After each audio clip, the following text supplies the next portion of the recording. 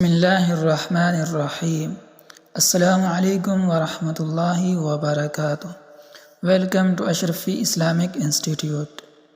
ناظرین کرام، اگر آپ ہمارے چینل پر نئے ہیں تو پلیز ہمارے چینل کو سبسکرائب کر لیں اور بیل آئیکن کو دبا دیں تاکہ ہر آنے والی نئی ویڈیو آپ تک پہنچ سکے۔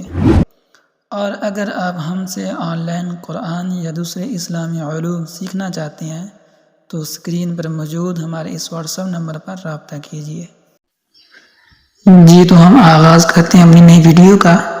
کیونکہ یہ شعبان کا مہینہ ہے تو اس میں ایک بہت ہی خاص رات آتی ہے، اس میں ہمارے اعمال کو اللہ تعالیٰ کے حضور پیش کیا جاتا ہے اور اللہ تعالیٰ اپنی خاص رحمت کا نزول اس رات میں کرتے ہیں اور اپنے بندوں کو ان کے گناہوں سے بری قرار دیتے ہیں۔ ان کے جتنے بھی جرائم، غلطیاں، کوتاہیاں ہوتی ہیں جو ان سے گناہ ہو چکے ہوتے ہیں، تو اللہ تعالیٰ اپنی رحمت اور فضل سے اور محبت کے صدقے، کیونکہ اللہ تعالیٰ بہت رحیم اور کریم ہے، تو اپنے بندوں پر بہت خاص رحمتیں اس رات کو نازل فرماتے ہیں۔ اس لیے اس رات کو شب براءت کا نام دیا گیا ہے، کیونکہ براءت کا معنی ہی یہی ہے کہ بری کر دینا، کسی کو اس کے گناہ سے یا اس کے جرم سے بری کر دینا۔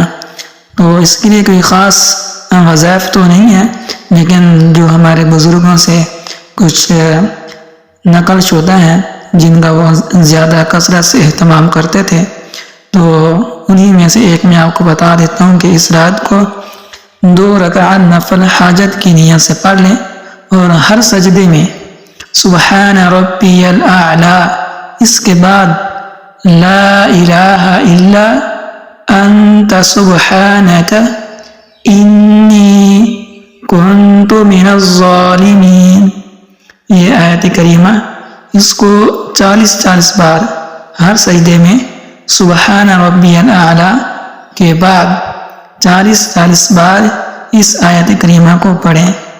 تو نفل پڑھنے کے بعد پھر 3 تسبیحات، یعنی کہ ایک تسبیح جس میں 100 دانے ہوتے ہیں، تو اسی کو یعنی کہ 300 مرتبہ آیت کریمہ نفل پڑھنے کے بعد دوبارہ پھر پڑھیں، پھر خوب اللہ سے دعا کریں۔ انشاءاللہ اللہ تعالیٰ اس عمل کو ضرور قبول کریں گے اور اپنی رحمتوں اور برکتوں سے ہماری جولیاں بھر دیں گے۔ تو ویسے بھی روزانہ کی بنیاد پر آپ اس کا صبح اور شام ورد کرتے رہیں، انشاءاللہ تمام مشکلات، بیماریاں یا جادو، جنات وغیرہ کا اثر ہو تو کسی بھی مقصد کے حصول کے لیے اس عمل کو کثرت سے کرتے رہیں، انشاءاللہ اس کے بہت ہی زیادہ مثبت اثرات نظر آتے ہیں۔ انشاءاللہ اللہ تعالی ہمارے اس عمل کو قبول فرمائے۔